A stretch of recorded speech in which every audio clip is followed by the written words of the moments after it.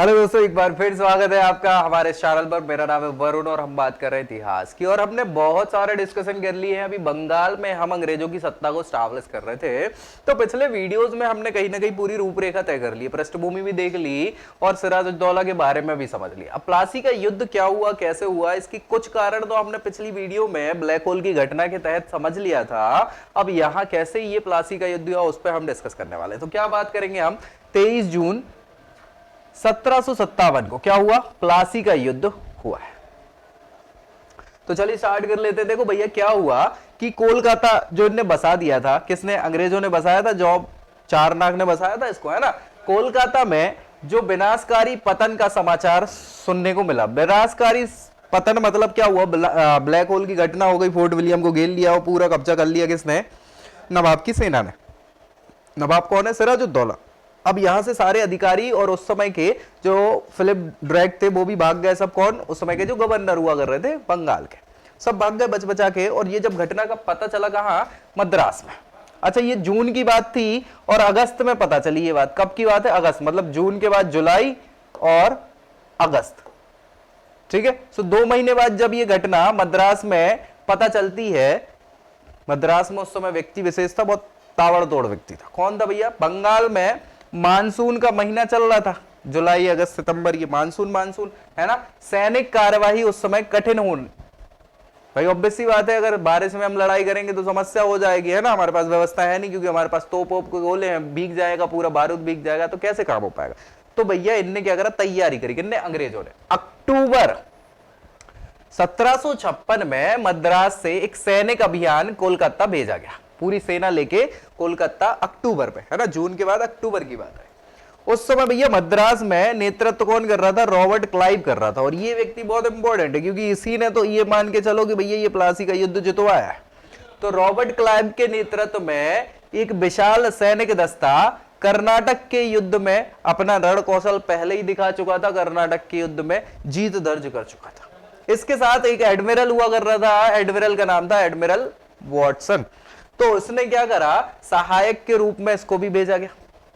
यह फौज कब पहुंची, अक्टूबर में निकली थी, दिसंबर में पहुंची कहां, हुगली। हुगली कहां है, बंगाल में। तो भैया ये दिसंबर में पहुंच गई और किलपैट्रिक जो है अगस्त में ही मद्रास से फुल्का पहुंच चुका था, मद्रास से फुल्का पहुंच चुका था। किलपैट्रिक एक व्यक्ति है, वो भी इसमें क्या है, शामिल हो गया अभियान में। तो कितने लोग होगा, एक तो रॉबर्ट क्लाइव होगा, दूसरा वॉटसन हो गया, तीसरा किलपैट्रिक हो गया। तो भैया पैट्रिक भी, 3 लोग जो है प्रमुख लोग हैं, और बाकी सेना तो है ही। कहां पहुंच गए, हुगली पहुंच गए, ठीक है भैया। क्लाइव ने क्या करा, हुगली क्या है, जगह का नाम भी है और हुगली रिवर भी है, याद रखना, बंगाल में, है ना। सो नदी के किनारे में कौन से, पूर्वी छोर से आगे बढ़ना शुरू किया और बजबज पर अधिकार करते हुए कोलकाता को फिर से जीत लिया। कब जीत लिया, 2 जून 1757 में। मतलब लगभग साल भर हो गया। क्यों, दिसंबर में तो ये पहुंचे ही थे, दिसंबर के बाद इनने फिर चालू किया, तो जनवरी फरवरी मार्च अप्रैल मई जून, जून में 2 जून को ये वापस से अपना फोर्ट विलियम अपने कब्जे में ले लेते हैं। कौन, किसकी सेना, क्लाइव की सेना। इससे अब भैया नवाब गुस्सा हो जाएगा। लेकिन देखो यार, ये 6 महीने में केवल लड़ाई नहीं हुई है, इन 6 महीने में रणनीतियां भी चली हैं, कूटनीतियां भी चली हैं। कैसी कूटनीतियां चली अभी देख लेते हैं, ठीक है। हुगली को लूट लिया गया अंग्रेजों के द्वारा। क्लाइव ने कलकत्ता के उत्तर में बड़नगर जो फैक्ट्री हुआ कर रही थी उसके समीप क्या कर दिया, किलाबंदी करी और अपना शिविर वहीं पे डाल दिया। अब ये वहीं रुके हैं, सेना के साथ रुके हैं। सिराजुद्दौला जो है वो भी क्या हो गया, हुगली के रास्ते से 3 फरवरी 1757 को कोलकाता पहुंच गया। वो दिसंबर में पहुंच गए थे, ये 2 महीने बाद पहुंच रहे हैं। और नगर के उत्तर में अपना पड़ाव इन्होंने डाल दिया, ठीक है। चलो, क्लाइव के अचानक आक्रमण से क्या हो गया भैया, नवाब को अंग्रेजों की तुलना में क्षति ज्यादा हुई। और इस घटना के 4 दिन बाद 9 फरवरी 1757 को अंग्रेज और नवाबों के बीच में अलीनगर जगह का नाम है, जो कोलकाता के नया नाम, मतलब कोलकाता को दे दिया था किसने, नवाब ने, अलीनगर नाम दे दिया था। और अलीवर्दी खां के नाम पे अलीनगर, है ना। उसकी संधि हो गई दोनों के बीच में। कब, 9 फरवरी को। किस किस के बीच में, क्लाइव और सिराजुद्दौला के बीच में। कलकत्ता की ही संधि हुई, लेकिन कलकत्ता का नाम नवाब ने बदल के क्या कर दिया था, अलीनगर कर दिया था। इस संधि के अनुसार क्या था, अंग्रेजों को फिर से व्यापार करने के सारे अधिकार दे दिए जाएंगे, कोई दिक्कत नहीं, जिसमें कलकत्ता की किलेबंदी की अनुमति भी दे दी कि चलो भैया चलो कलकत्ता की अनुमति भी है आपको कि आप कलकत्ता का जो फोर्ट विलियम है उसकी क्या कर लो, किलेबंदी भी कर लो, उसकी क्षतिपूर्ति जो भी है वो भी दी जाएगी। और अंग्रेज इस समय क्या है, थोड़े से गुस्से में थे क्योंकि जीत तो गई थे, तो अभी चलेगी किसकी, अंग्रेजों की। तो इन्होंने मान ली सारी बात। किसने मान ली? अरे भैया सिराजुद्दौला ने बात मान ली कि भाई साहब आपको पूरे व्यापारिक अधिकार वापस मिल गए, किलेबंदी भी कर लो और जो क्षतिपूर्ति है वो भी हम दे देंगे, ठीक है।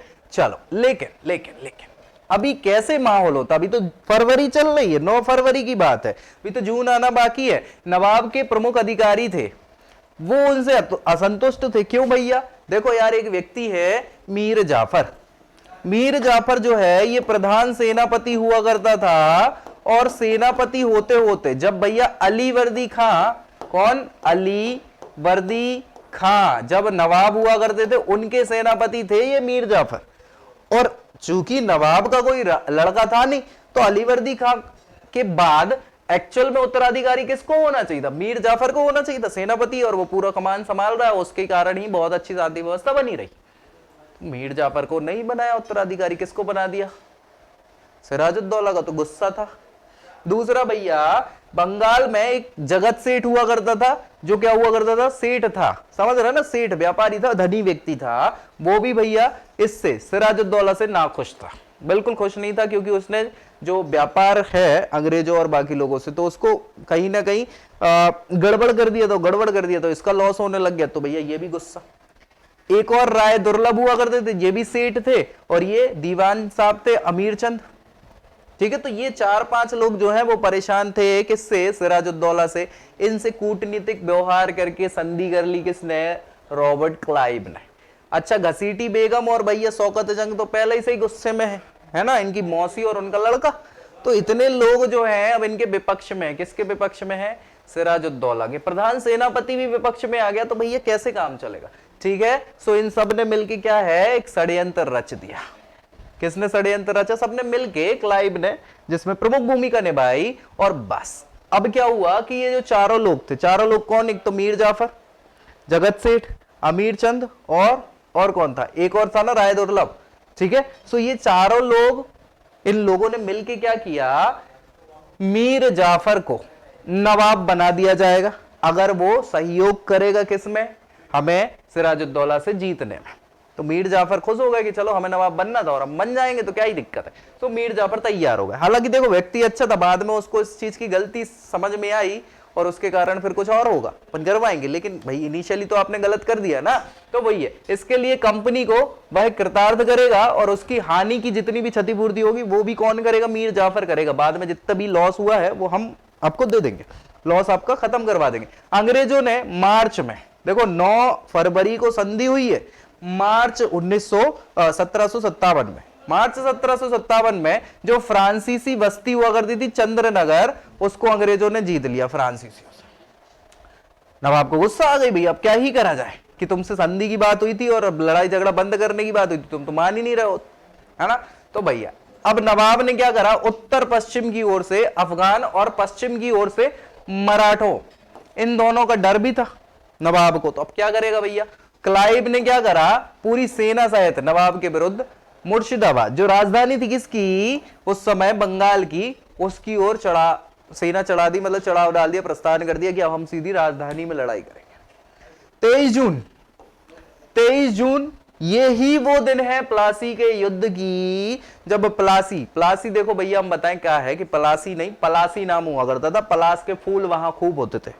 सो लोगों ने पलासी बोल के, लेकिन अंग्रेज लोग पलासी बोल नहीं पाते थे, तो प्लासी करते रहते थे, तो पलासी का नाम हो गया भैया, ठीक है, प्लासी नाम हो गया उसका। चलो भैया, सो दोनों सेनाएं क्या है, मुर्शिदाबाद के दक्षिण में, दक्षिण मतलब नीचे साइड, 22 मील की दूरी पर, 22 मील की दूरी पर एक जगह पर मिले, जिस गांव का क्या नाम था, पलासी गांव था, प्लासी हो गया, वहीं पे दोनों का युद्ध होता है। अच्छा, बहुत लंबा युद्ध नहीं हुआ क्योंकि पहले ही सब तय हो गया था। आपका प्रधान सेनापति, उसकी टुकड़ी आपका सहयोग करेगी नहीं। जो अमीर लोग हैं, जो भैया पैसा लगाते हैं युद्ध में, जिन्हें कोई फायदा होता है, वो आपके साथ है नहीं। आपकी बड़ी मौसी, मतलब जो मौसी है और उनका जो लड़का है, ये सब प्रतिद्वंदी है जो आपका सपोर्ट नहीं करने वाले। तो आपके पास है ही क्या, है क्या कुछ? पहले ही निर्णय हो चुका है भैया कि आप हारोगे।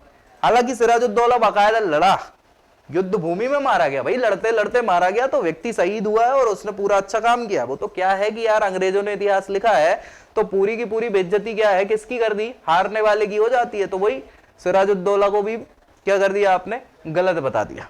लेकिन ठीक है, क्या कर सकते हैं, जीत जाते तो भैया वो इन्हें गलत बताते, अब क्या ही कर सकते हैं। अंग्रेजी सेना में 950 पदाती हुआ करते थे, पदाती मतलब पैदल। 100 तोपें हुआ कर रही थी, तोपची।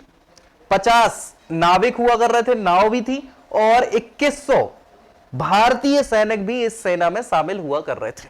ठीक है, नवाब की सेना का नेतृत्व 50,000 सेना के लोग थे, जिसका नेतृत्व कौन कर रहा है? मीर जाफर कर रहा है। मीर जाफर ही सेनापति है, वही भैया, वही तो विश्वासघात करेगा ना मेन।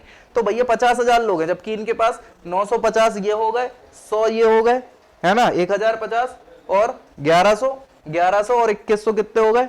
3200 लोग। ठीक है, तो 3200 लोग हैं टोटल किसके? अंग्रेजों की सेना में। और 50,000 सेना किसकी है? सिराजुद्दौला की। बावजूद इसके ये युद्ध 3-4 घंटे से ज्यादा नहीं चलता भैया। क्यों नहीं चलता? क्योंकि सेनापति तो विश्वासघाती निकल गया। नवाब की एक जो आगे की टुकड़ी थी, जिसका नेता कौन था? मीर मदान था और मोहनलाल। ये दोनों टुकड़ी का, आगे वाली टुकड़ी का क्या है? नेतृत्व कर रहे थे। यही है अंग्रेजों से बाजी ले गई और उसे क्लाइव को वृक्षों के पीछे तक भगा दिया। पावर तेजी से काम किया, ये लोग साथ दे रहे थे बाकायदा सिराजुद्दौला का। लेकिन एक गोली मीर मदान को लगी और मीर मदान टैं बोल गया। मीर मदान बचा नहीं भैया, मोहनलाल बचे हैं। अब नवाब सिराजुद्दौला ने अपने प्रमुख अधिकारियों से चर्चा करना चालू कर दी और मीर जाफर ने कहा कि भैया एक काम करो, अपने यार मीर मदान एक्सपायर हो गए, अपन पीछे हट लो, ज्यादा फायदा रहा है। लेकिन नवाब ने कहा ऐसे कैसे पीछे हट लो भैया, ऐसा नहीं हो सकता। ठीक है, सिराज ने सेना का नेतृत्व करा और क्या कर दिया, जनरल जो थे उनके हाथों में छोड़ दिया सारी चीजों को। युद्ध क्षेत्र से चाल चल गई। किसकी चाल चल गई? जनरल की, मतलब जनरल सेनापति कौन था? मीर जाफर की चाल चल गई कि हमें हार जाएंगे, हम पीछे हट लो सब। लेकिन सिराज नहीं माने और सिराज ने 2000 घुड़सवारों के साथ पीछे जाने की सोची कि मुर्शिदाबाद लौट जाते हैं। जो फ्रांसीसी टुकड़ी साथ दे रही थी, किसका साथ दे रही थी भाई? चंद्रनगर बस्ती लूट ली थी ना, जीत ली थी किसने? अंग्रेजों ने। तो फ्रांसीसी बस्ती किसका सपोर्ट करेगी? नवाब का करेगी। तो फ्रांसीसी टुकड़ी वो अभी तक जमी हुई थी, वो भी हार मान गई, हार गई। मीर जाफर देखता रहा, उसने बिल्कुल युद्ध नहीं करा, एक भी जगह लड़ाई नहीं करी। मैदान क्लाइव के हाथ में रहा और मीर जाफर ने क्लाइव को बधाई दी। मीर जाफर क्या करेगा? 25 जून को मुर्शिदाबाद लौटेगा और अपने आप को नवाब घोषित कर दिया। क्या हुआ भैया इस लड़ाई में? क्या हुआ? अब कहोगे यार पता नहीं क्या ही चल रहा है। 50,000 की सेना, 3,000 की सेना, 3,000 की सेना को नहीं हरा पाई। क्यों नहीं हरा पाई? विश्वासघाती लोग। हर घर में जयचंद बैठे हैं भैया, है ना, अपने अपने ही को लूट रहे हैं यहाँ पे। अगर वो मीर जाफर सहयोग कर देता तो ये होना ही नहीं था। लेकिन हो गया, अब क्या ही कर सकते हैं, जो हो गया सो हो गया, है ना, उस पर मिट्टी डालो, क्या ही कर सकते हैं। सिराज को फिर जाके वहां बंदी बना लिया गया और उसकी हत्या कर दी गई। सिराजुद्दौला खत्म, बात ही खत्म। जैसा वादा किया था मीर जाफर को अंग्रेजों ने उसकी सेवाओं के लिए 24 परगना जगह का नाम है ना, ये 24 परगना जगह का नाम है। उस 24 परगना की जमींदारी दे दी भैया किसको? पुरस्कार स्वरूप अंग्रेजों को, कि भैया लो इधर की दीवानी तुम्हारे हाथ में, कोई समस्या नहीं है। क्लाइव को 2,34,000 रुपए, नहीं पाउंड, ठीक है, पाउंड की निजी भेंट दे दी। किसने? मीर जाफर ने, कि तुमने हमें नवाब बनाया और बधाई हो और हम तुम्हारी वजह से जीत गए, ये लो पैसा। 24 परगना की दीवानी फ्री। 50 लाख रुपया जो है सेना को और नाविकों को पुरस्कार के स्वरूप दिए गए। कितने? 50 लाख भैया, ये 2 लाख तो अलग है पाउंड, ये 50 लाख अलग। बंगाल की जो समस्त फ्रांसीसी बस्तियां हुआ कर रही थी वो भी किसको दे दी? चंद्रनगर इत्यादि जो थी वो अंग्रेजों को दे दी। यह भी निश्चित हुआ कि भविष्य में अब अंग्रेज जो हैं वो पदाधिकारी और व्यापारियों को निजी बस्तियां बनाने में क्या है, अंग्रेजों को दे दी जाएंगी। निजी बस्तियां वो बना सकते हैं। अब इतनी सारी चीजें जब मीर जाफर ने दे दी तो बचा ही क्या है भैया। तो यह भी निश्चित हुआ कि भविष्य में अंग्रेज पदाधिकारी और जो व्यापारी हैं उनके निजी व्यापार पर कोई भी टैक्स नहीं देना होगा, चुंगी नहीं देनी होगी। अब टैक्स फ्री, भाई सबसे ज्यादा पैसा जो है राजस्व से आता था बंगाल में, आपने राजस्व टैक्स ही हटा दिया। अंग्रेजों तो व्यापार कर रहे थे क्योंकि फ्रांसीसी बचे नहीं, कोई बचा नहीं, अंग्रेज जिनसे टैक्स मिल सकता था उसको भी आपने क्या कर दिया, लो भैया फ्री में। तो अब क्या ही बचेगा, कुछ नहीं बचा। इसी प्रकार से 1756 में जो हानि हुई थी अंग्रेजों की, पर्याप्त तो नहीं, पर्याप्त से ज्यादा ही क्षतिपूर्ति हो गई और इसके साथ ही माहौल बदल गया। किसका बदल गया, बंगाल का। बंगाल में अब अंग्रेज एस्टैब्लिश होना चालू हो जाएंगे। समझ पा रहे हो कि नहीं समझ पा रहे हो। ये छोटी सी गलती और अपने अपनों की जो विश्वासघात होता है ना, उसके कारण पूरा भारत ऐसे ही तो लुटा है ना। चलो प्लासी के युद्ध का क्या महत्व है इस पे और डिस्कस कर लेते हैं कि देखो भैया प्लासी का युद्ध जो है इसका बहुत इंपॉर्टेंट है महत्व। क्यों भैया, ऐसे नहीं है कि सिंपल टर्म्स, बड़े टर्म्स में, क्योंकि यह छोटी सी झड़प हुआ कर रही थी लेकिन यहां पे कंपनी के 65 व्यक्ति ही मरे, नवाब के 500 व्यक्ति काम आए। ठीक है, अंग्रेजों ने किसी विशेष योग्यता या चातुर्य का प्रदर्शन यहां पर नहीं किया, बस उन्होंने कूटनीति का प्रदर्शन किया था भैया, जिससे क्या हुआ था कि लोग इनका सपोर्ट कर रहे थे, विश्वासघात करने वाले लोग उनके सपोर्ट में आ गए थे। मीर मदान यहां पे ये अच्छा व्यक्ति था जो वीरगति को प्राप्त हो गया, लेकिन बाकी के सारे लोगों ने क्या कर दिया, विश्वासघात कर दिया। तो बोलबाला किसका रहा, ओवरऑल विश्वासघातियों को बोलबाला रहा मीर जाफर, राय दुर्लभ, ये जितने लोग थे, अगर ये लोग सपोर्ट कर देते तो परिणाम बिल्कुल बदल जाता, बिल्कुल बदल जाता, एक्चुअली बदल जाता। प्लासी के युद्ध के परिणाम की जो विवेचना करी हुई है सर जदुनाथ सरकार, ये इतिहासकार हैं, इनका कथन है कि 23 जून 1757 यही वो दिन है जब प्लासी का युद्ध हुआ। ये डेट हमेशा याद रखना है। भारत में मध्यकालीन युग का अंत हो गया भैया। वैसे तो हम मानते हैं कि मुगल्स के बाद युद्ध होता है, लेकिन नहीं, मध्यकालीन युग का अंत 23 जून 1757 को सरकार साहब जो है जदुनाथ सरकार, इन्होंने माना है और यहीं से आधुनिक युग की शुरुआत भी इन्होंने बताई है, क्योंकि अंग्रेजों का युग अब यहीं से चालू होगा, तभी तो आधुनिक युग की बात करी। ठीक है भैया, और बताए अगर तो एक पीढ़ी से भी कम समय में प्लासी के युद्ध के 20 वर्ष बाद, 20 वर्ष बाद मतलब प्लासी का युद्ध हुआ 1757 है ना, सो 1777 ये धर्मतंत्री शासन के अभिशाप से मुक्त होने लग गया, धर्मतंत्र खत्म हो गया। एक भैया है ल्यूक स्क्राफ्टन, ये भैया नहीं मतलब इतिहासकार है, अंग्रेज इतिहासकार, इन्होंने कहा है कि नवाब के दरबार में ये प्लासी के युद्ध के बाद रेजिडेंट बन गए थे, है ना। सो रेजिडेंट बन गए थे। इनका विचार था कि प्लासी के युद्ध से अंग्रेजों की वही स्थिति प्राप्त हो गई जो उन्हें सिराजुद्दौला के द्वारा, जब उन्होंने कोलकाता छीन लिया था तो उससे पहले जो स्थिति थी वही फिर से प्राप्त हो गई, ज्यादा हो गई बल्कि। मैं सच बताऊं तो नवाब का अपने प्रदेश पर पहले जैसा अधिकार बना तो रहा, कौन से नवाब का, मीर जाफर का,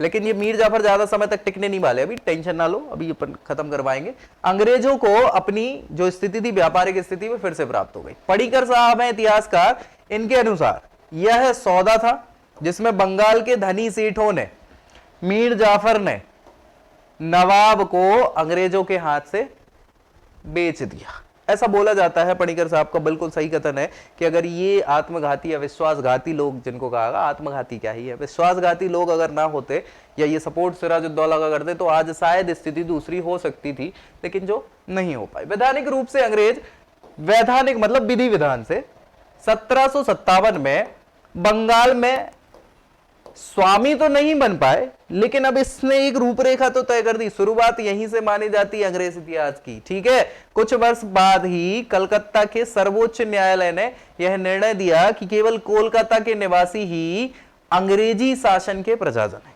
कौन से, कलकत्ता के निवासी, मतलब कलकत्ता बनाया ही अंग्रेजों ने है तो वहां के निवासी ही क्या होंगे, बंगाल के क्या है, प्रजाजन है। ब्रिटिश फैक्ट्री क्षेत्रों के निवासी इस स्थिति का दावा नहीं कर सकते।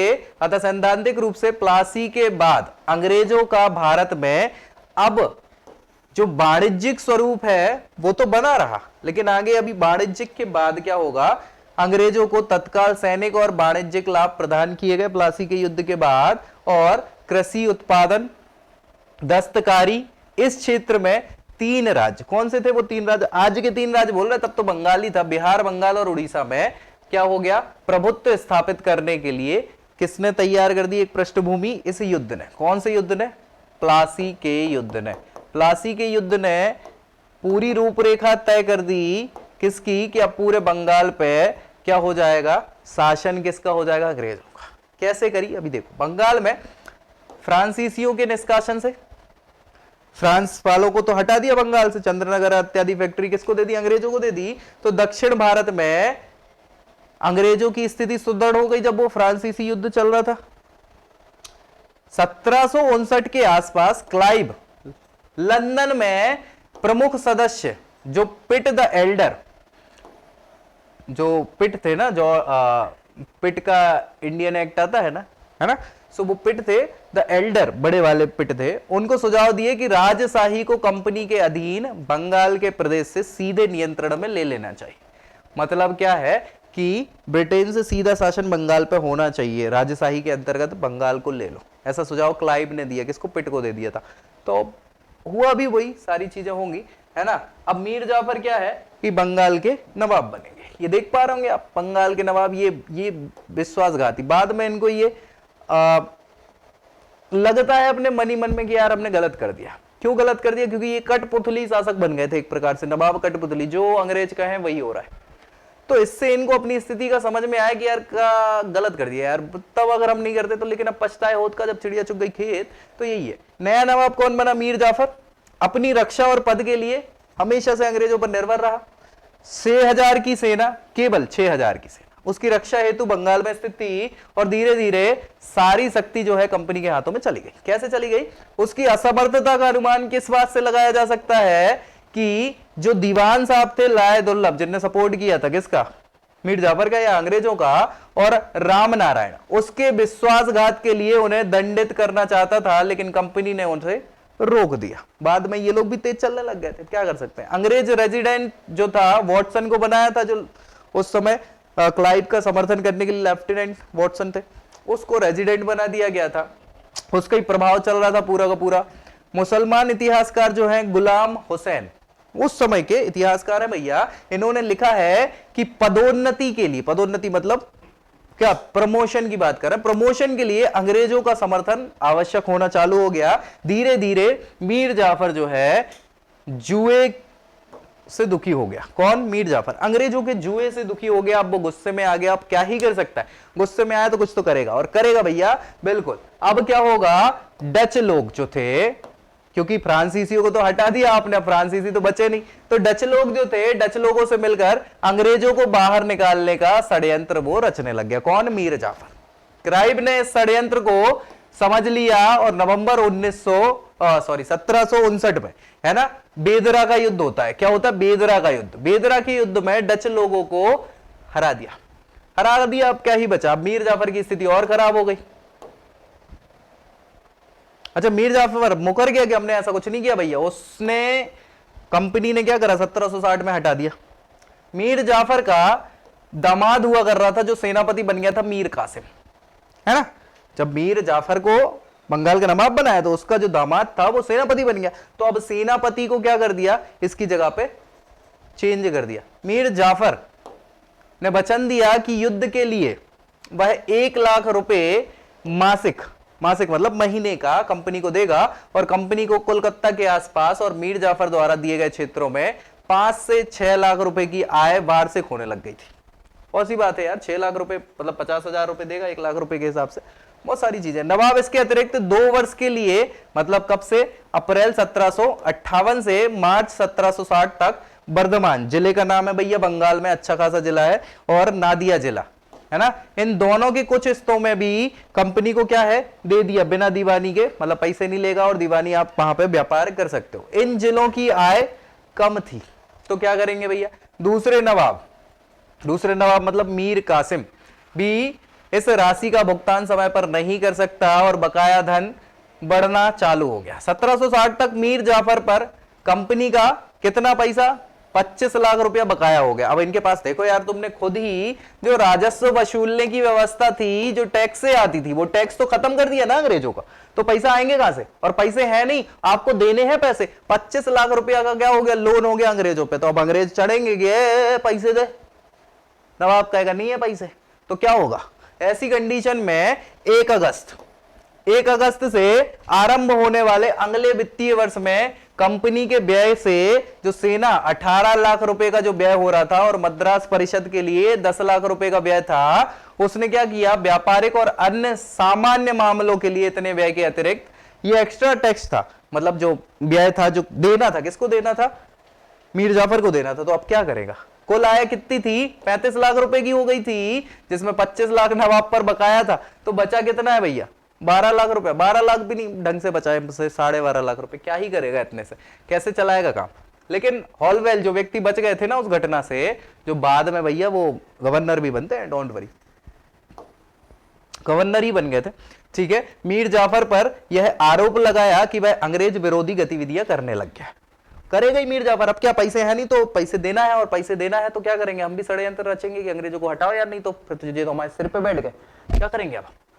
तो भैया वो करने लगा ऐसी घटना। तो हॉलवेल ने क्या है इस पे आरोप लगा दिया कि भैया ये व्यक्ति गड़बड़ कर रहा है, और डच लोगों से मिलके मुगल राजकुमार अली गौहर, है ना, अली गौहर नाम था, लेकिन बाद में इनको शाह आलम द्वितीय कहा गया, इनके साथ अभी दूसरा युद्ध होगा, है ना, इनके साथ मिलकर अंग्रेजों के विरुद्ध षड्यंत्र रच रहा है। कौन रच रहा है? मीर जाफर। नवाब का मुख्य अपराध क्या है? यही था कि भैया पैसे नहीं थे तो पैसे नहीं थे तो पैसे दिए नहीं, यही मुख्य अपराध था भैया। अब इससे क्या हुआ कि अगस्त 1760 में उस समय कर्नल कैलॉड हुआ कर रहे थे। कर्नल कैलॉड को गवर्नर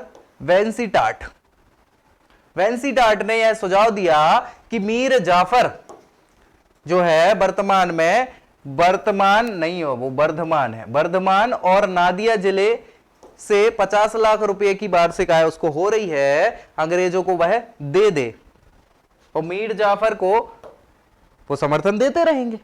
लेकिन भैया मीर जाफर इस चीज को नहीं समझा। अब नहीं समझा तो क्या ही करेंगे, नहीं सुनना है। क्लाइव अब यहां से चेंज होंगे। देखो यार 1760 में क्लाइव फिर जाएंगे, निकल लेंगे। फरवरी 1760 में क्लाइव इंग्लैंड वापस चले गए, और 1758 तक बंगाल में अंग्रेजों के आधिकारिक स्थिति थी वो कुछ गड़बड़ हो रही थी, डबाडोल हो रही थी। तो क्या ही कर सकते हैं। मद्रास का गवर्नर था कौन? ये बंगाल का तो था ही नहीं, लेकिन क्या करें। तो मद्रास की काउंसलिंग सेवा में था, और इसी वर्षों से बंगाल का गवर्नर भी बनाया गया था। कब? 58 में। 58 से 60 तक 2 साल तक ये बंगाल का गवर्नर भी रहता। बंगाल पहुंचने के समय सिराजुद्दौला जो था उसके भाग्य का सितारा बुलंदी पर था। क्लाइव को यहां अंग्रेजों की प्रभावपूर्ण स्थिति स्थापित करने के लिए 3 साल लग गए। 56 से फरवरी 1760 लगाओ इधर, है ना, 70 लिख गया, गलत लिख गया, ठीक है। सो 3 साल लग गए किसको? क्लाइव को बंगाल में अंग्रेजों की सत्ता स्थापित करने में, और उसने अपना काम किया, अच्छे से काम किया, क्या ही कर सकते हैं। लेकिन उसके जाने के बाद स्थिति डवाडोल हो गई। क्लाइव की सेवा मुक्ति हुई। अपनी बुद्धि, चातुर्य और राजनीतिक युद्ध कौशल से सैनिक संसाधनों के उपयोग पर वास्तविक नियंत्रण कौन बन गया? नियंत्रक क्लाइव बन गया, और इससे किसी नई व्यवस्था का उदय हुआ, ना ही नवाब उसके अंग्रेजों के संरक्षणों के मध्य। छोड़ो, यहां पे 1761 में वैदेशिक युद्ध में विदेशियों का युद्ध हुआ, डचों को अंग्रेजों ने कुचल दिया, तो डचों की पूरी स्थिति ही खत्म हो गई, चले गए वो। वॉन्डीवॉस का युद्ध हुआ इसी समय 1760 में, है ना। पांडिचेरी के आत्मसमर्पण की अगर बात करें तो अंग्रेजों ने फ्रांसीसियों को पूर्णतः हरा दिया और उनकी कंपनी सारी की सारी छीन ली। पानीपत का तृतीय युद्ध इसी समय, ये इंपॉर्टेंट चीज है जो हुई है, इसके ना रहते हुए, किसके? क्लाइव के ना रहते हुए, यहां पे मराठों को भी दबा दिया। मराठा भी खत्म हो गए, क्योंकि मराठा ही सबसे शक्तिशाली उस समय तक हो रहे थे। अब भैया पानीपत का तीसरा युद्ध जब हुआ, अहमद साहब अब्दाली ने क्या कर दिया? मराठों की शक्ति भी खत्म कर दी। अब कोई बचा ही नहीं भाई, कोई बचा क्या? नहीं। अब शाह आलम जो है, शाह आलम द्वितीय, ये भैया मुगल शासक हैं। ये अभी बिहार की सीमा पर ये थे, और उसकी राजनीतिक जो पूंजी है वो केवल क्या कहने की थी कि भाई ताज पे था मुगल बादशाहत का, जो एकमात्र उपाधि बनकर रह गया था, क्योंकि अब तक तो व्यवस्था बची ही नहीं थी। अब भैया मुगल एम्परर्स की इतनी इज्जत नहीं बची औरंगजेब के बाद, है ना। तो उसके आर्थिक संसाधन भी किसी सफल आक्रमण के लिए उतनी व्यवस्था ही नहीं थी किसकी, शाह आलम की। अब यहां पे स्थिति बन रही है, देखो यार, मीर जाफर को हटा दिया, मीर जाफर को हटाएंगे, उसकी जगह पे कौन आ जाएगा, मीर कासिम आ जाएगा। मीर कासिम, मीर कासिम समझदार व्यक्ति था, उसने क्या किया, शाह आलम जो मुगल एम्परर थे, शाह आलम, क्योंकि अभी यहां पे आप ये मान के चलो शाह आलम द्वितीय है ये, है ना, और सुजाउद्दौला, सुजाउद्दौला इनके साथ ही, सुजाउद्दौला जो है अवध के नवाब है, इन तीनों के साथ संधि होगी। अच्छा देखो, मराठा तो यहां पानीपत के तीसरे युद्ध में खत्म हो गए, शक्तिशाली बचे ही नहीं, बिल्कुल शक्तिहीन हो गए, तो इन लोग फिर सोचे कि यार अब अपन अंग्रेजों से कुछ कर लेते, तूफानी कर लेते, यही कुछ होने वाला था। ठीक है, सो मीर कासिम से संधि होगी सितंबर 1760 में। मीर जाफर के जमाता मतलब दामाद मीर कासिम के लिए यह अवसर था कि उसने इस कंडीशन का लाभ उठाया। किस कंडीशन का, क्योंकि मीर जाफर पे तो बहुत ही आपत्ति आ चुकी थी, उस चीज का इनने फायदा उठाया, और चूंकि वह चालाक व्यक्ति भी था, उसने अंग्रेजों का मित्र और नवाब का प्रत्याशी घोषित कर दिया। किसको, मीर कासिम ने खुद को अंग्रेजों का दोस्त बताया और कहा कि नवाब तो हम बन सकते हैं, कोई दिक्कत नहीं। अंग्रेजों ने वित्तीय कठिनाइयों में भी सहायता देने का वचन दिया। किसने, अंग्रेजों को। किसने दिया, मीर कासिम ने, कि भैया हम तुम्हें पूरी व्यवस्था देंगे, तुम इसको हटाओ हमें बनाओ, कोई दिक्कत नहीं। 27 सितंबर की बात है ये, 1760 को मीर कासिम को क्या कर दिया गया, कोलकाता काउंसिल के बीच एक संधि पत्र पर हस्ताक्षर करने पड़े। कौन कौन सी संधियां थी उसमें, मीर कासिम कंपनी को और समय का वर्धमान जिला, मिदनापुर, चटगांव, ये सारे जिले क्या कर देगा, दे देगा। मान गया भैया हमें क्या दिक्कत है, मैं बनाओ तो तुम पहले, ठीक है। सिलहट, सिलहट जिला है, उसके जो चूने का व्यापार हुआ कर रहा था, उसमें भी आधा भाग किसका होगा, कंपनी का होगा, ठीक है, कोई दिक्कत नहीं है। मीर कासिम ने कंपनी को दक्षिण में जो अभियान करना है उसके लिए 5 लाख रुपया देगा दक्षिण भारत पे, ठीक है। मीर कासिम कंपनी का मित्र होगा और शत्रु उसको क्या है, अगर मान लो कोई कंपनी का मित्र है तो मीर कासिम उसे भी अपना मित्र मानेगा, अगर शत्रु है कंपनी का तो उसको अपना शत्रु मानेगा। इन्होंने कहा ठीक है कोई दिक्कत नहीं भाई, तुम नवाब बनाओ पहले हमको, ठीक है। दोनों एक दूसरे के जो भी असामी है, असामी समझ पा रहे हैं ना, असामी मतलब जो इनके पास सारा का सारा धन है या जितने भी व्यापार इत्यादि हैं, उसमें क्या करेंगे, उनसे रिलेटेड लोगों को अपने प्रदेश में बसने की अनुमति दे देगा। कौन कौन, मीर कासिम। मीर कासिम कह रहा ठीक है भैया, कंपनी के जितने भी आंतरिक मामले हैं उसमें हस्तक्षेप नहीं करेगा।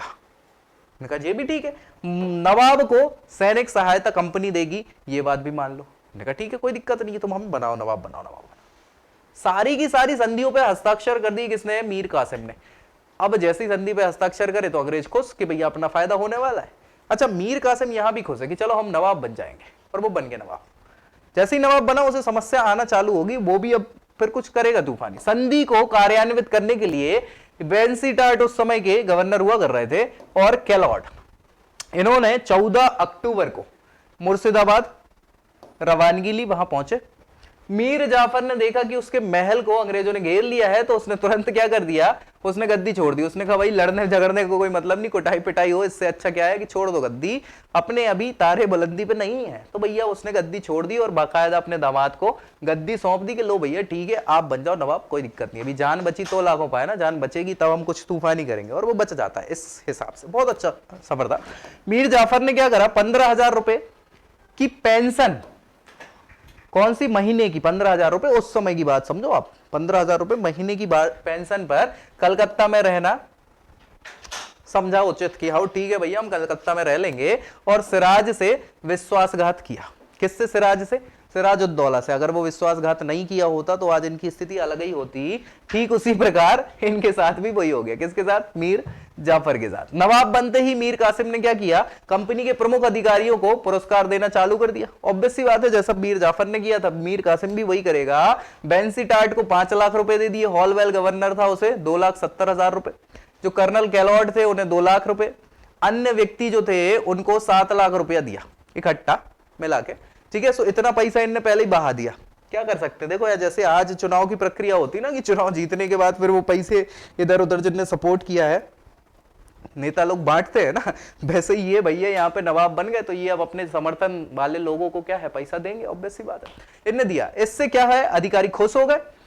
अधिकारियों का दूसरा फायदा क्या हुआ कि इनकी वित्तीय स्थिति भी अच्छी हो गई। ठीक है, अब कुल मिला के अंग्रेजों ने कुछ लेना चालू किया, क्या लिया, 17 लाख रुपए, और हमारी वित्तीय स्थिति सही करने के लिए हमें 2 तो इन्हें दे दिया, भैया क्या ही कर सकता है। ठीक है, कोई बात नहीं। मीर कासिम ने क्या किया, अब बंगाल का शासक बन गया। कब बन गया, 1760 में बन गया भैया। कब बन गया, अक्टूबर में बन गया। अब बन गया तो ठीक है, क्या ही कर सकते हैं। अब ये थोड़े समय बाद इन्हें थोड़ा सा लगने लग जाएगा कि यार यहां हमने गलती कर दी। जैसी मीर जाफर को गलती समझ में आई, वैसे ही मीर कासिम को भी समझ में आएगी, क्योंकि अंग्रेज लोग अब बिल्कुल चढ़े ही जा रहे हैं। कैसे चढ़े जा रहे हैं, सुन ही नहीं रहे भाई। आप नवाब हो, लेकिन सारे फैसले कौन ले रहा है, कंपनी के लोग ले रहे हैं। और कंपनी के लोग जब फैसले ले रहे हैं तो आपकी थोड़ी सुनेंगे। तो इससे इसको लगने लगा कि भैया आप तो गलत कर लिया। और वही हुआ। ये देखो भैया, मीर कासिम भैया बैठे हैं ये आराम से, है ना। वो जो होता है ना, वो गुड़गुड़ाने वाला हुक्का कहलाता है, वो हुक्का गुड़गुड़ा रहे हैं, क्या ही कर सकता है। अली वर्दी खां के अनुवर्ती मीर कासिम सबसे योग्य व्यक्ति था। क्यों था, बाकी लोगों की बात करना, सिराजुद्दौला, मीर जाफर, इनके अलावा मीर कासिम योग्य व्यक्ति था, क्योंकि वह पहले से ही पूर्णिया और रंगपुर में फौजदार हुआ कर रहा था और अपनी योग्यता दिखा चुका था।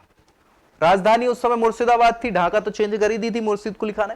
तो मुर्शिदाबाद से उसने राजधानी मुंगेर ले ली। मुंगेर पास में ही पड़ता है। संभवतः मुर्शिदाबाद के षड्यंत्रमय, देखो यार क्या होता है ना कि षड्यंत्र जहां ज्यादा होने लगते हैं पूरे राजनीतिक रूप से, जो जितने भी दीवान ईवान और जो सेठ साहब थे सब उस समय के, जिनने भाई कहीं ना कहीं षड्यंत्र रच दिया था अंग्रेजों के साथ मिलकर सिराजुद्दौला का, मीर कासिम ने भी समझा कि इस माहौल से अगर दूर नहीं रहे तो दिक्कत हो गई, तो उसने राजधानी चेंज करके मुंगेर कर दी।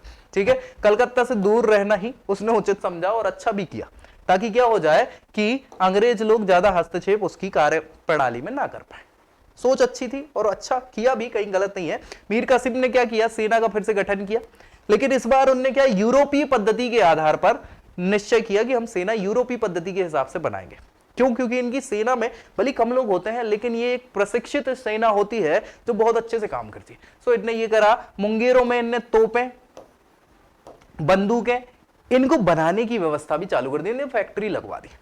नवाब को, जो नवाब का शहजादा था अली गौहर, अली गौहर समझ पा रहे हैं ना कौन, अली गौहर मतलब शाह आलम द्वितीय हो जाएंगे, जो मुगल बादशाह, अभी तक बिहार में ही थे और बचना भी चाह रहे थे, क्योंकि भैया वहां पे जो है अब अहमद शाह अब्दाली ने आक्रमण कर दिया था, पानीपत का युद्ध हो चुका था और वो लूटपाट मचा रहा था, इसलिए वो बिहार भाग गए थे। ठीक है, क्या ही कर सकते हैं। उसने अपने राज्य का विस्तार करना चाहा। किसने, किसने, अरे भैया ये नेपाल की ओर बढ़ेगा, कौन कौन बढ़ेगा, राजा ही बढ़ेगा, और कौन बढ़ सकता है। बंगाल, बिहार, यहाँ के जो जमींदार थे उनका दमन करना भी चाह रहा था, कौन, शाह आलम। तो बाकी सबको कब्जे में लाना वापस से चाह रहा था, ताकि मुगल सत्ता जो है वापस से थोड़ी सी अब जैसी प्रतिष्ठापूर्ण पहले थी वैसी हो जाए, लेकिन कोशिश उससे सबसे हो नहीं पाई। तो शाह आलम ने कुछ तूफानी करना चालू किया और करेंगे भी। कई बार नवाब की आज्ञाओं का उल्लंघन किया था, किसने, जमींदारों ने उस समय के।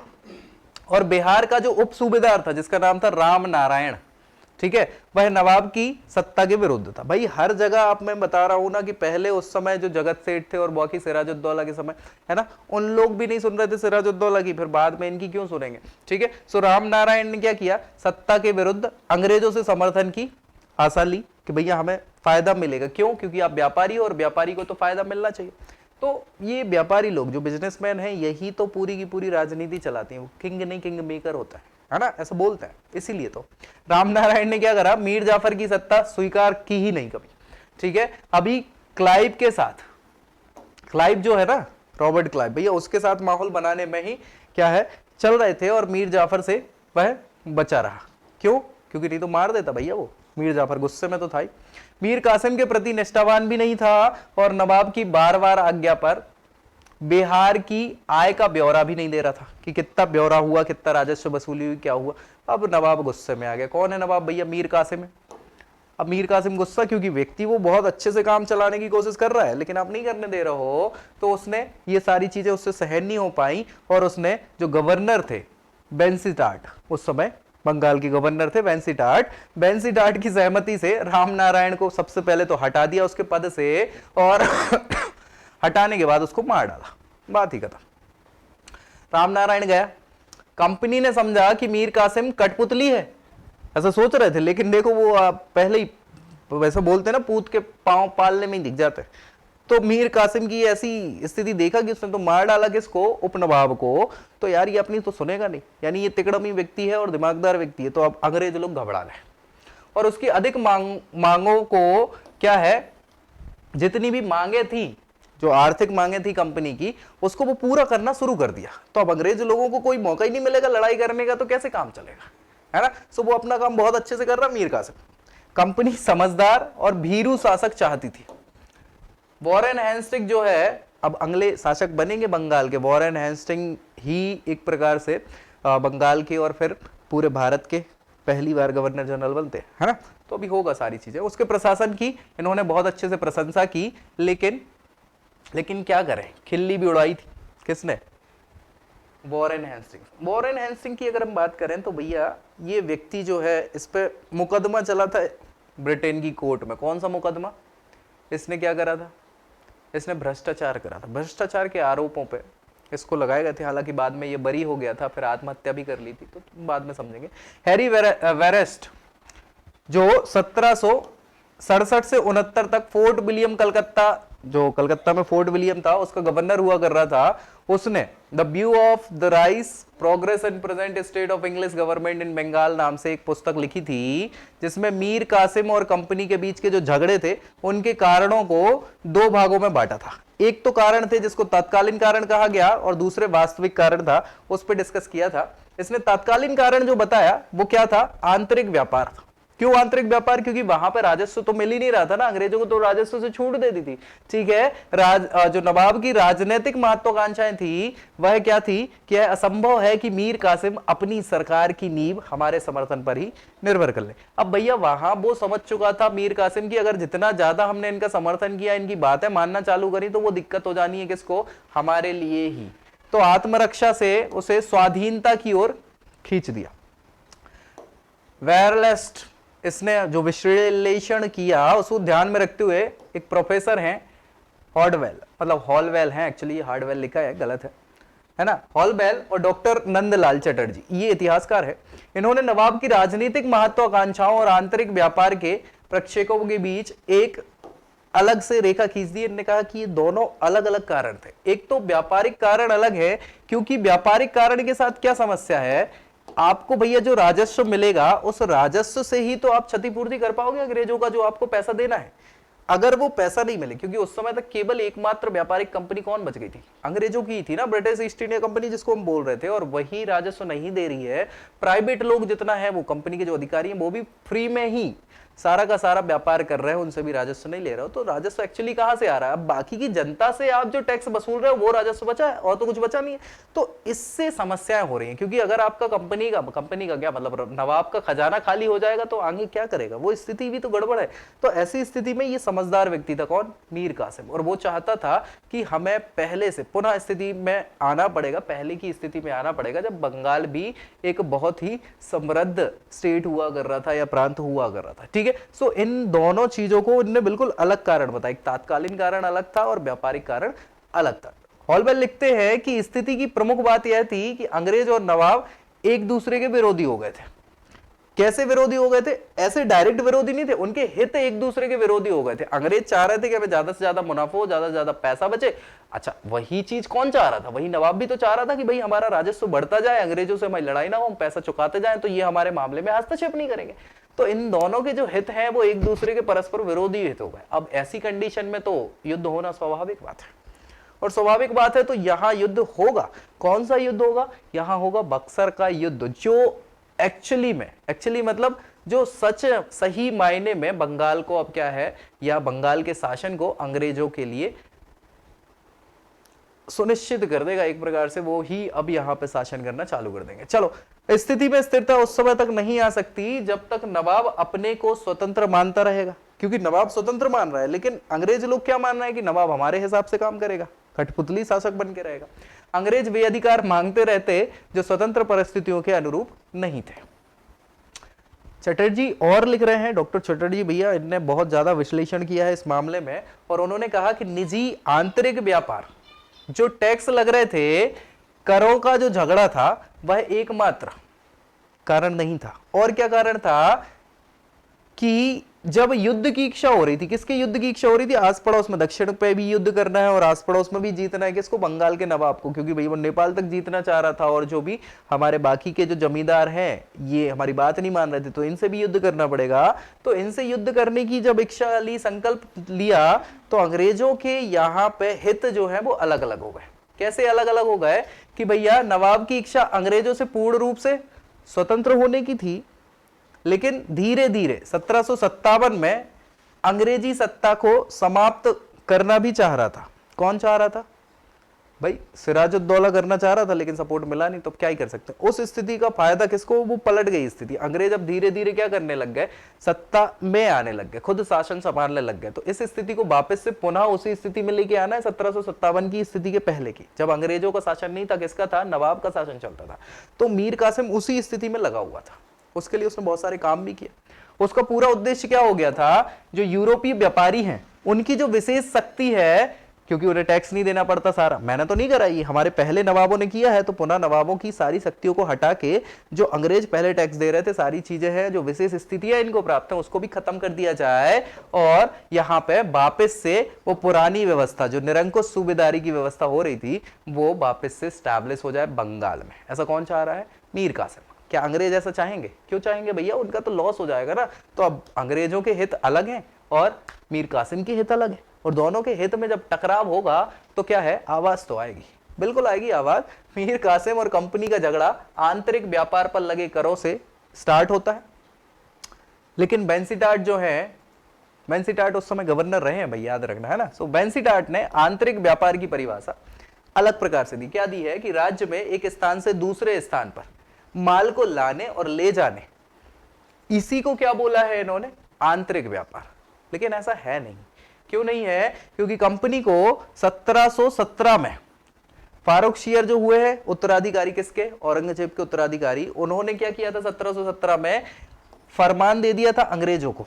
उस फरमान में आयात और निर्यात, इन दोनों चीजों से छूट दे दी थी, है ना। और इस पर कोई बहस थी नहीं, वैसे भी नहीं थी। लेकिन समस्या क्या आ गई थी कि यहां पे भाई केवल अंग्रेज कंपनी को छूट दी गई थी, अंग्रेज कंपनी के अधिकारी खुद से अपना प्राइवेट बिजनेस चालू कर दिए और उसमें भी टैक्स नहीं दे रहे। तो भैया वो राजस्व तो जो मिल सकता था वो नहीं मिल रहा, और ये अंग्रेज इस चीज को अपनी गलती नहीं मान रहे, वो इसी फरमान के हिसाब से ही सब चल रहे हैं कि हम तो वो उसके लिए भी छूट मिल रही। तो आदमी चटकेगा ना यार, क्यों नहीं चटकेगा? राजस्व कम होता जा रहा है, तुम्हें पैसे तो हमें देने ही है। नवाब को उस दस्तक का प्रश्न उठाया नवाब ने, जो कलकत्ता की काउंसिल के प्रधान ने दी हुई थी। क्या दी हुई थी? उसके अनुसार कर की छूट तो थी, लेकिन इसकी सहायता से कंपनी के अधिकारी अपने निजी व्यापार जो कर रहे थे उसको जब टैक्स नहीं दे रहे थे, तो नवाब ने बस वही चीज यहां पे बताई कि भाई साहब आपको वो फरमान मिला है, उससे कंपनी को तो छूट है, लेकिन निजी जो व्यापार आप लोग कर रहे हो उसमें टैक्स लगेगा और वो आपको देना पड़ेगा। तो अंग्रेज लोग गुस्सा हो गए, क्योंकि यही अधिकारी तो कर रहे थे और यही तो काउंसिल के सदस्य थे, तो क्यों मानेंगे आपकी बात? यह नहीं, अधिकारियों ने यह दस्तक धन लेकर भारतीय व्यापारियों को भी देना आरंभ कर दी थी। अब भैया ये ही दस्तक, सेम टू सेम फरमान जो है, भारतीय व्यापारियों को भी आपने उनसे पैसे ले रहे हो और उनको भी ये सारे के सारे फरमान आप जारी कर रहे हो। तो ये तो मतलब मेरे ख्याल से क्या, सबके ख्याल से गलत ही है, ठीक है। सो जिससे जो कर मिल रहा था वो भी समाप्त हो गया। अब एक समय हमने जो शुरुआत करी थी अभी से तीसरी वीडियो पहले, मतलब 2 वीडियो पहले, जब हमने देखा था कि बंगाल कितना बड़ा हुआ कर रहा था, पूरा भारत जब चपेट में था आर्थिक मंदी की, उस समय भी बंगाल समृद्ध स्टेट हुआ कर रहा था। क्यों? क्योंकि वहां राजस्व की सबसे ज्यादा वसूली होती थी। अब वही वसूली बंद हो गई, तो अब बंगाल की कैसी स्थिति रहेगी? रहेगी क्या स्थिति ढंग से? बिल्कुल नहीं रहेगी। और ऐसी स्थिति में नवाब को यार कुछ तो करना पड़ेगा, क्योंकि जब खजाना खाली हो जाएगा तो फिर काय के नवाब, है ना। सो बस यही मतभेद सामने आएंगे, उजागर होंगे, और इस आंतरिक व्यापार के दुरुपयोग से नवाब की आय कम हो गई और भारतीय प्रजा, क्योंकि अब प्रजा पे टैक्स ज्यादा लगेगा ना भाई, नवाब को तो चाहिए ना पैसा, पैसा चाहिए तो अंग्रेजों से नहीं मिल रहा, किससे लेगा? वो जनता से लेगा, जनता का टैक्स बढ़ाएगा, तो उससे प्रजा जो है वो गुस्से में आएगी, ऑब्वियस सी बात है। कंपनी के अधिकारी जितने भी थे उन्होंने कुछ रुख अपना कड़ा कर लिया और गतिरोध को दूर करने के सभी प्रयास जो है, अब जब यार देखो एक किसी को तो झुकना पड़ेगा, या तो अंग्रेज झुके या फिर कौन झुके? कासिम झुके। लेकिन कासिम क्यों झुकेगा? वो तो नवाब है। अंग्रेज इसलिए नहीं झुकना चाह रहे हैं कि भैया अगर इधर झुक गए तो फिर कैसे ही मतलब रहेगा, है ना, हमने ही तो इसको नवाब बनवाया है, हमारी नहीं सुन रहा है, तो दिक्कत हो गई। अंत में वेंसीटार्ट, वॉरेन हेस्टिंग्स और काउंसिल का एक अन्य सदस्य नवाब को मिलने पहुंचते हैं उनकी राजधानी मुंगेर में, और वहां पे होता है डिस्कशन, कुछ समझौता टाइप की बात, संधि टाइप की बात होती है। लेकिन नवाब ने अंग्रेज व्यापारियों को आंतरिक व्यापार में भागीदार बनाना यहां पे स्वीकार करने की इच्छा तो नहीं थी, लेकिन कर लिया। किस शर्त पे? कि वे वस्तुओं का जो क्रय मूल्य है उस पर 9% टैक्स दे देंगे, ठीक है, और जो दस्तक है वो अब केवल नवाब को देने का अधिकार होगा। किसको? अब नवाब ही कोई फरमान जारी करेगा। कौन सा नवाब? बंगाल का नवाब। मुगल एम्परर की कोई मतलब नहीं है वैल्यू। अब बंगाल का नवाब अगर कोई दस्तक जारी करता है तो वो वही मान्य होगा। जो कंपनी आजकल जो दस्तक देने लग गई है नवाब के नाम पे या मुगल बादशाह के नाम पे, वो मान्य नहीं होगा। दूसरी चीज, जो भी टैक्स निजी व्यापार जो लोग कर रहे हैं, जो भी क्रय मूल्य होगा उसका 9% टैक्स दे दो, बाकी हमें कोई समस्या नहीं। इतनी सी बात पे समझौता हुआ, लोग मान गए। अच्छा, ये मान तो गए, लेकिन इतने से मुद्दे खत्म थोड़ी होते हैं। नवाब यहां समझ जाएगा कि यहां पे कुछ धांधली हो रही है, अंग्रेज भी यहां सतर्क हो जाएंगे कि कुछ तूफानी हो सकता है। तो यहां पे बंगाल के मामलों में जो निर्णय करने का अधिकार है वो कौन लेगा? वो नवाब लेगा, ऐसी बात हुई। लेकिन कलकत्ता की परिषद ने बहुमत से इस समझौते को अस्वीकार कर दिया। तो पूरी की कराई मेहनत पे पानी फिर गया। कौन कौन व्यक्ति?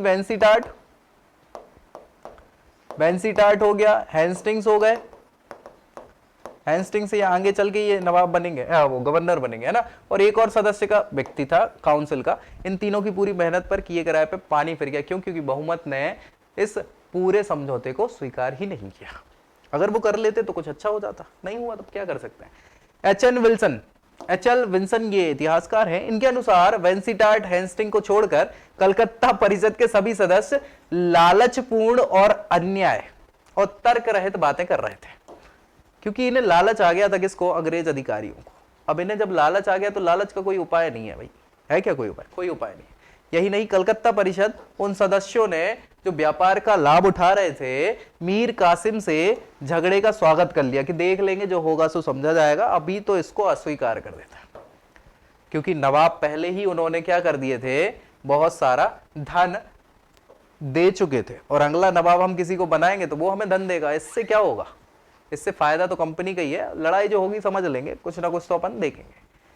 तो finally full and final decision क्या हुआ? मीर कासिम ने कठोर कार्रवाई करी और सभी आंतरिक कर हटा दिए, ठीक है। अब भारतीय व्यापारी भी अंग्रेज व्यापारियों के समान हो गए। भाई जब भारतीय व्यापारी भी नहीं देगा, क्या टैक्स नहीं देगा, केवल भारतीय व्यापारियों से क्यों टैक्स ले?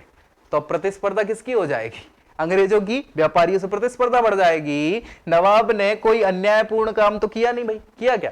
वेंसीटार्ट और वॉरेन हेस्टिंग्स का विश्वास था कि नवाब अपनी प्रजा पर एक अनुग्रह कर दिया है। मतलब अनुग्रह मतलब एक खुशी से एक फरमान जारी कर दिया है कि भैया अब टैक्स कोई नहीं देगा, भारतीय हो चाहे विदेशी हो, कोई टैक्स नहीं देगा। अच्छा, इसका कोई विरोध करने का मतलब तो बनता नहीं है। लेकिन मीर कासिम की बारी क्या थी कि उसने ससुर समझ रहे हैं ना, वो मीर जाफर है, उनके विरुद्ध षड्यंत्र रचा था और उसके पाप उसके सर पर आ गए थे। कैसे पाप आ गए थे? अपनी इच्छानुसार राज्य कर भी नहीं ले सकता। क्या करेगा बेचारा? और लोग उस पर हंसते थे। बेबस होकर उसे युद्ध करना पड़ेगा, और यही युद्ध की रूपरेखा है जिसे बक्सर का युद्ध कहा जाएगा। बक्सर जगह का नाम है, बिहार के पास पड़ता है, और 7 जून 1777 को उसकी मृत्यु हो जाएगी। किसकी? मीर कासिम की। आप कहोगे कि सर 77 में तो युद्ध हुआ नहीं, युद्ध तो 64 में हुआ। तो भैया 64 में युद्ध होने के बाद वो हार जाता है, फिर से उसको सिंहासन से हटा दिया जाता है। वापस से मीर कासिम कुछ समय के लिए, मीर जाफर कुछ समय के लिए फिर से नवाब बनेगा, और फिर बाद में उसकी मृत्यु होगी। ठीक है, सो मृत्यु का टाइम बता दिया बस आपको।